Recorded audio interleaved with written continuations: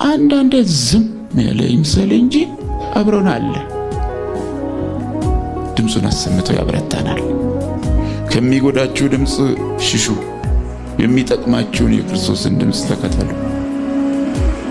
ክርስቶስን ብቻ መከተል ይሁንላችሁ። ድምፁን የምትናፍቁ ሁኑ። ድምፅን ፈልጌዋለሁ በሉ። ስሰማ እታደሳለሁ፣ ስሰማ እነቃለሁ። ቃል ያነቃኛል። ተንበርክካችሁ ይህን ጠይቁት። ተቀምጣችሁም ቢሆን ቃሉን መጽሐፉን ገልጣችሁ ድምፁን ፈልጉ። ድምፁን ፍለጋ አገር ለአገር መንከራተት አስፈላጊ አይደለም። መንደር ለመንደር መንከራተት አስፈላጊ አይደለም። በቤታችሁ ነው ያለው።